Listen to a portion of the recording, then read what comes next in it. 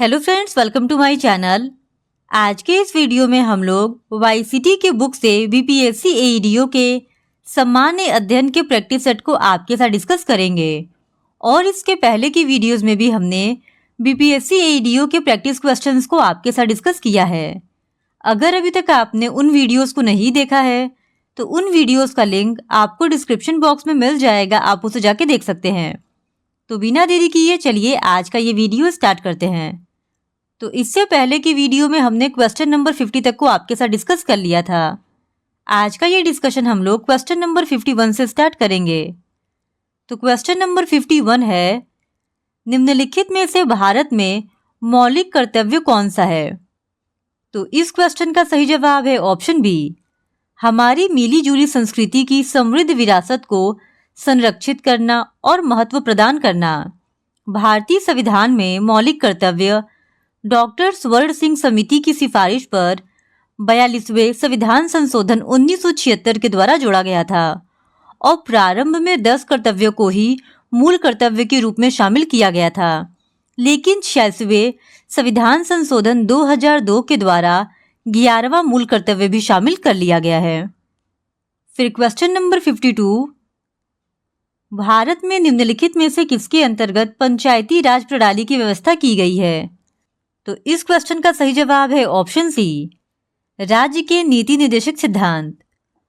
भारतीय संविधान में राज्य के नीति निर्देशक सिद्धांत का वर्णन किया गया है और अनुच्छेद 40 के अनुसार राज्य ग्राम पंचायतों के संगठन के लिए कदम उठाएगा और इनको स्वायत्त शासन की इकाइयों के रूप में कार्य करने के लिए शक्तियां प्रदान भी करेगा।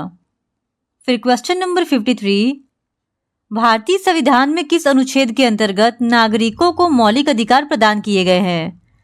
तो इस क्वेश्चन का सही जवाब हो जाएगा ऑप्शन बी, अनुच्छेद 12 से 35 तक।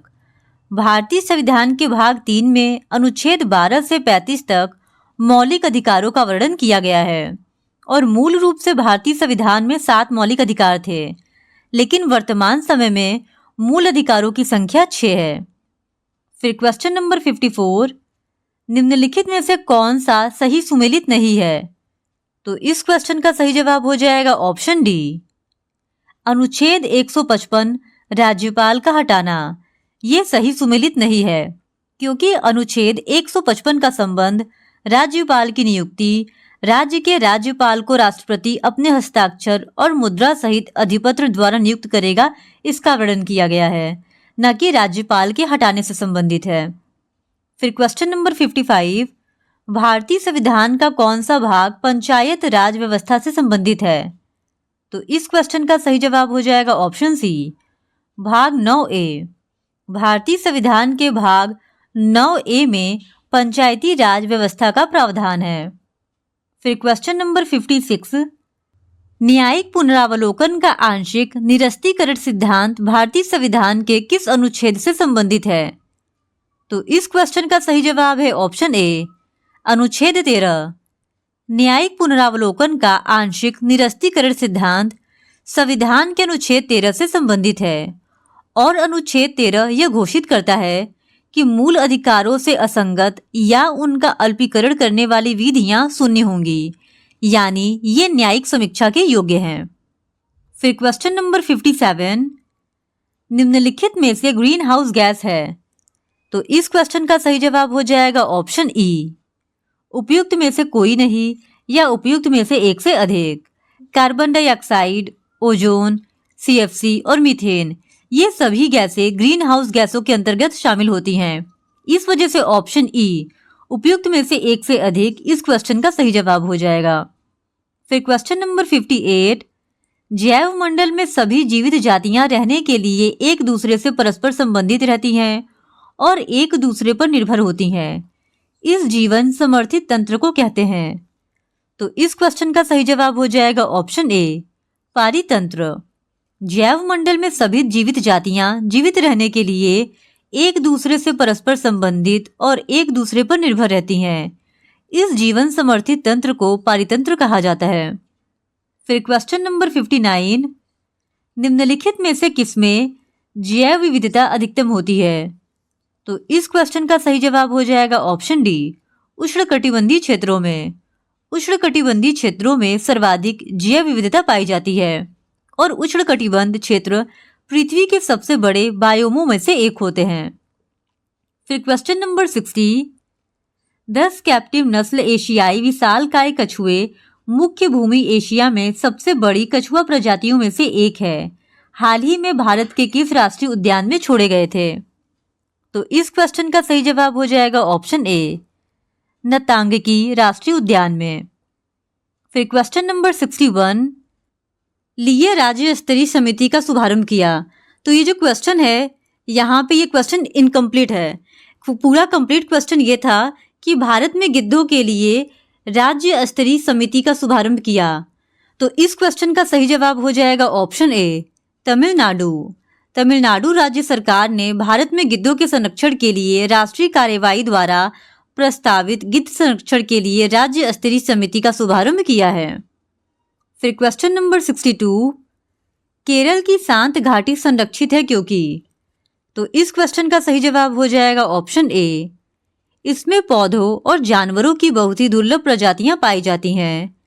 केरल की शांत घाटी यानी साइलेंट वैली में पौधों और जानवरों की बहुत ही दुर्लभ प्रजातियां पाई जाती हैं और यहाँ पर स्तनधारियों की 41 प्रजातियां, पक्षियों की 175 प्रजातियां, तितलियों की 164 से अधिक प्रजातियां, सरीसृप की 49 और उभयचर की 47 और पतंगों की 400 से अधिक प्रजातियां पाई जाती हैं।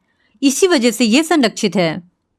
फिर क्वेश्चन नंबर 63, CAA के अंतर्गत नागरिकता प्रक्रिया के लिए आवेदन और निष्पादन किसके द्वारा किया जाएगा? तो इस क्वेश्चन का सही जवाब हो जाएगा ऑप्शन ए, जनगणना विभाग के द्वारा। CAA के अंतर्गत नागरिक प्रक्रिया के लिए आवेदन और निष्पादन का कार्य जनगणना विभाग के द्वारा किया जाता है। फिर क्वेश्चन नंबर 64, भारत के किस उत्तर पूर्वी राज्य में जनजाति जनसंख्या की अधिकतम संकेंद्रण है? तो इस क्वेश्चन का सही जवाब हो जाएगा ऑप्शन बी, मिजोरम। भारतीय जनगणना 2011 के अनुसार पूर्वोत्तर राज्यों में जनजाति जनसंख्या की अधिकतम संकेंद्रण मिजोरम में है, जो कि 94.4% है और उसके बाद नागालैंड में है जहां पे 89.15% है और तीसरे नंबर पर मेघालय का स्थान है जहां पे 85.94% संकेंद्रण है। फिर क्वेश्चन नंबर 65, निम्नलिखित में से किस राज्य में नगरीकरण सर्वाधिक है? तो इस क्वेश्चन का सही जवाब है ऑप्शन ए, गोवा। गोवा राज्य में नगरीकरण सर्वाधिक है जो कि 62.17% है। फिर क्वेश्चन नंबर 67, विश्व की छत किसे कहा जाता है? तो इस क्वेश्चन का सही जवाब हो जाएगा ऑप्शन बी, पामीर के पठार को। पामीर के पठार को विश्व की छत के रूप में संबोधित किया जाता है क्योंकि पामीर का पठार लगभग 5000 मीटर ऊंचा है और यह विश्व का सबसे ऊंचा पठार भी है। फिर क्वेश्चन नंबर 67, दक्षिण अमेरिका में मध्य अक्षांशीय घास के मैदान का क्या नाम है? तो इस क्वेश्चन का सही जवाब हो जाएगा ऑप्शन बी, पंपास। दक्षिण अमेरिका के अर्जेंटीना और उरुग्वे में मध्य घास के मैदान को पंपास के नाम से जाना जाता है, जबकि उत्तरी अमेरिका के कनाडा और संयुक्त राज्य अमेरिका में विस्तृत शीतोष्ण घास के मैदान को स्थानीय स्तर पर प्रेरी कहते हैं और वेल्ड अफ्रीका में, स्टेपी यूरोप में और डाउन्स ऑस्ट्रेलिया में शीतोष्ण घास के मैदान को कहते हैं। फिर क्वेश्चन नंबर 68, ब्राजील के पठार के पास के मैदानों को कहते हैं? तो इस क्वेश्चन का सही जवाब हो जाएगा ऑप्शन बी, कंपोज। ब्राजील के पठार के पास के घास के मैदानों को कंपोज घास मैदान कहते हैं और यह सवाना घास मैदानों का ही एक प्रकार है जो भूमध्य रेखीय वर्षा वनों के उत्तर एवं दक्षिण में पाए जाते हैं। फिर क्वेश्चन नंबर 69, महासागरीय परपटी के मुख्य खनिज घटक क्या है? तो इस क्वेश्चन का सही जवाब हो जाएगा ऑप्शन सी, सिलिका और मैग्नीशियम। किसी महासागर की ऊपरी परत को ही महासागरीय परपटी कहा जाता है और महासागरीय परपटी में पाए जाने वाले मुख्य खनिज घटक सिलिका और मैग्नीशियम है और इसकी मोटाई 5 से 10 किलोमीटर तक पाई जाती है। फिर क्वेश्चन नंबर 70, वायुमंडल अपनी अधिकतम ऊर्जा प्राप्त करती है? तो इस क्वेश्चन का सही जवाब हो जाएगा ऑप्शन ए, दीर्घ पार्थिक विकिरण तरंगों से। वायुमंडल अपनी अधिकतम ऊर्जा दीर्घ पार्थिक विकिरण तरंगों से प्राप्त करती है। फिर क्वेश्चन नंबर 71, निम्नलिखित में से कौन सा विकल्प पृथ्वी की सतह से शुरू होकर वायुमंडल की परतों का सही क्रम है? तो इस क्वेश्चन का सही जवाब हो जाएगा ऑप्शन ए, सबसे पहले आता है क्षोभ मंडल, उसके बाद समताप मंडल, फिर मध्य मंडल, फिर ताप मंडल और सबसे अंत में आता है बहिर्मंडल, यानी ऑप्शन ए इस क्वेश्चन का सही जवाब है। फिर क्वेश्चन नंबर 72, निम्नलिखित में से कौन सा वृहद ग्रह नहीं है? तो इस क्वेश्चन का सही जवाब हो जाएगा ऑप्शन ए, मंगल। सौर मंडल में आकार के आधार पर 4 बड़े ग्रह बृहस्पति, शनि, अरुण और वरुण है। मंगल इनमें शामिल नहीं होता है। मंगल ग्रह आकार में 7वां सबसे बड़ा ग्रह है, जो केवल बुध ग्रह से ही बड़ा है। इस प्रकार जो ऑप्शन ए है वो इस क्वेश्चन का सही जवाब है। फिर क्वेश्चन नंबर 73, कैमूर पठार किसके लिए प्रसिद्ध है? तो इस क्वेश्चन का सही जवाब हो जाएगा ऑप्शन बी, चूना पत्थर के लिए। कैमूर पठार मुख्य रूप से चूना पत्थर के लिए प्रसिद्ध है। फिर क्वेश्चन नंबर 74, निम्नलिखित में से कौन सी मध्यवर्ती गंगा के मैदानी कृषि जलवायु प्रदेश की विशेषता नहीं है? तो इस क्वेश्चन का सही जवाब हो जाएगा ऑप्शन ई, उपरोक्त में से कोई नहीं। फिर क्वेश्चन नंबर 75, GT त्रिवार्था के अनुसार भारत में एम प्रकार की जलवायु का क्षेत्र है। तो इस क्वेश्चन का सही जवाब हो जाएगा ऑप्शन बी, पश्चिमी तट। अमेरिकी भूगोलवेत्ता गुलेन थॉमस त्रिवार्था ने वर्ष 1966 में जलवायु वर्गीकरण प्रणाली को प्रस्तुत किया था और त्रिवार्था के अनुसार दुनिया के 6 प्रमुख जलवायु क्षेत्र हैं और एम प्रकार की जलवायु भारत के पश्चिमी तटीय मैदान के क्षेत्र में पाई जाती है। यह उष्णकटिबंधीय मानसून प्रकार की जलवायु का क्षेत्र है। फिर क्वेश्चन नंबर 76, ग्रीष्म के अंत में पूर्व मानसून वर्षा होती है, जो केरल और कर्नाटक के तटीय क्षेत्रों में एक सामान्य घटना है। इसे स्थानीय रूप से किस नाम से जाना जाता है? तो इस क्वेश्चन का सही जवाब हो जाएगा ऑप्शन ए, मैंगो शावर के नाम से। ग्रीष्म के अंत में होने वाली पूर्व मानसून वर्षा केरल और कर्नाटक के तटीय क्षेत्रों में मैंगो शावर के नाम से जानी जाती है। असम में इसे चाय वर्षा, बंगाल में इसे काल वैशाखी और कर्नाटक में इसे कॉफी वर्षा और चेरी ब्लॉसम वर्षा कहा जाता है। फिर क्वेश्चन नंबर 77, भारत देश की अधिकतम अंतर्राष्ट्रीय सीमा है। तो इस क्वेश्चन का सही जवाब हो जाएगा ऑप्शन सी, बांग्लादेश के साथ। भारत की अधिकतम अंतर्राष्ट्रीय सीमा बांग्लादेश के साथ है। इसकी लंबाई लगभग 4096 किलोमीटर है। फिर क्वेश्चन नंबर 78, गंगा के ऊपरी मैदान की दक्षिणी सीमा रेखा का निर्धारण करती है। तो इस क्वेश्चन का सही जवाब है ऑप्शन सी, यमुना नदी। गंगा के ऊपरी मैदान की दक्षिणी सीमा रेखा का निर्धारण यमुना नदी द्वारा किया जाता है। यह क्षेत्र यमुना नदी द्वारा पश्चिम एवं दक्षिण में, शिवालिक पहाड़ियों के द्वारा उत्तर में और 100 मीटर की समोच्च रेखा के द्वारा पूरब में सीमांकित है। फिर क्वेश्चन नंबर 79, चुंबी घाटी स्थित है। तो इस क्वेश्चन का सही जवाब है ऑप्शन ए, सिक्किम और तिब्बत के मध्य। चुंबी घाटी सिक्किम और तिब्बत के मध्य में स्थित है। चुंबी घाटी सिक्किम के जेलेपला से तिब्बत की राजधानी लहासा तक पहुंचने का मार्ग प्रदान करती है। फिर क्वेश्चन नंबर 80, वेदों की ओर लौटो, यह नारा किसने दिया? तो इस क्वेश्चन का सही जवाब है ऑप्शन डी, स्वामी दयानंद सरस्वती ने। स्वामी दयानंद सरस्वती ने वेदों की ओर लौटो का नारा दिया था और इन्होंने ही आर्य समाज की स्थापना 1875 ईस्वी में बम्बई में किया था। फिर क्वेश्चन नंबर 81, इनमें से किस महिला समाज सुधारक को पंडित कहा गया था? तो इस क्वेश्चन का सही जवाब है ऑप्शन बी, रमाबाई को। रमाबाई को पंडित कहा गया था और रमाबाई का जन्म 23 अप्रैल 1858 को संस्कृत के विद्वान अनंत शास्त्री डोंगरे के घर में हुआ था और इन्हें पंडिता रमाबाई के नाम से भी जाना जाता है और इन्होंने 1882 ईस्वी में आर्य महिला सभा की स्थापना की थी। फिर क्वेश्चन नंबर 82, मराठा और केसरी समाचार पत्र किसने प्रारंभ किए? तो इस क्वेश्चन का सही जवाब है ऑप्शन बी, बाल गंगाधर तिलक ने। 1881 ईस्वी में बाल गंगाधर तिलक ने 2 समाचार पत्र मराठा और केसरी इन दोनों को प्रकाशित किया था। मराठा अंग्रेजी भाषा में और केसरी मराठी भाषा में प्रकाशित हुआ था। फिर क्वेश्चन नंबर 83, वंदे मातरम किस पुस्तक से लिया गया है? तो इस क्वेश्चन का सही जवाब है ऑप्शन ए, आनंद मठ से। वंदे मातरम गीत के रचनाकार बंकिम चंद्र चट्टोपाध्याय थे और यह गीत इनके उपन्यास आनंद मठ से लिया गया था। फिर क्वेश्चन नंबर 84, सत्यार्थ प्रकाश किससे संबंधित है? तो इस क्वेश्चन का सही जवाब है ऑप्शन ए, आर्य समाज से। सत्यार्थ प्रकाश स्वामी दयानंद सरस्वती द्वारा वर्ष 1875 ईस्वी में लिखी गई पुस्तक है और इसका संबंध आर्य समाज से है। फिर क्वेश्चन नंबर 85, किस महीने में पीर अली ने पटना में अंग्रेजों के खिलाफ विद्रोह की शुरुआत की?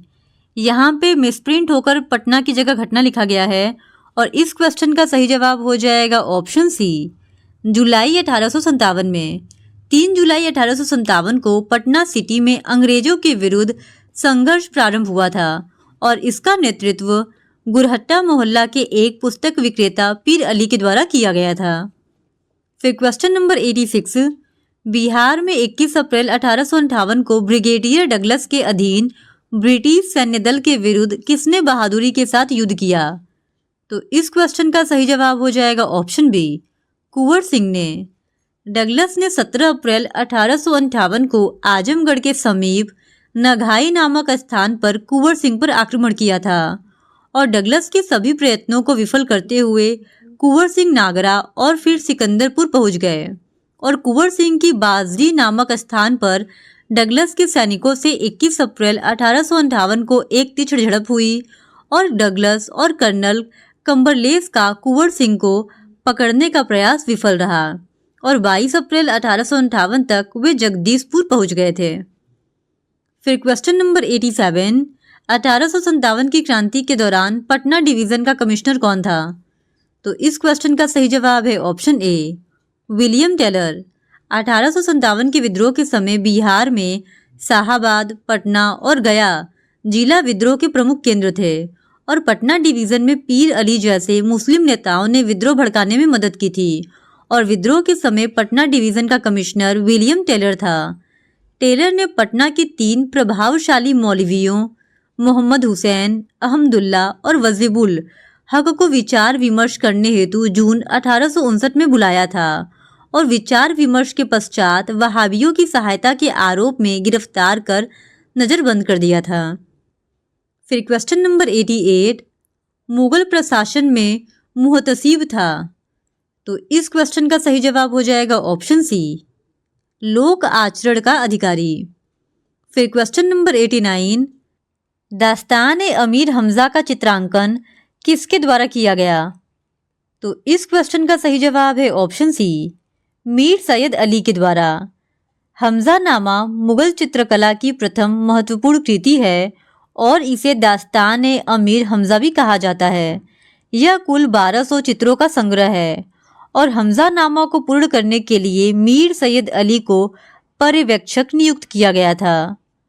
फिर क्वेश्चन नंबर 90, निम्नलिखित में से किस मुगल बादशाह ने अंग्रेजों को उनके व्यापार में मदद करने के लिए एक महत्वपूर्ण फरमान दिया?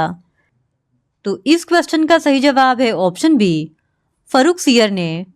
मुगल बादशाह फर्रुखसियर ने 1717 में अंग्रेजों को उनके व्यापार में मदद करने के लिए एक शाही फरमान दिया था जिसे ईस्ट इंडिया कंपनी का मैग्ना कार्टा भी कहा जाता है। फिर क्वेश्चन नंबर 91, सल्तनत काल के सिक्के टंका, शशगनी एवं जितल किन धातुओं से बने थे? तो इस क्वेश्चन का सही जवाब हो जाएगा ऑप्शन ए, चांदी और तांबा। सल्तनत काल में टका चांदी एवं जीतल तांबे का बना होता था। ये दोनों सिक्के इल्तुतमिश द्वारा प्रचलित किए गए थे और शशगनी भी चांदी का एक सिक्का था जिसे फिरोज शाह तुगलक ने जारी किया था।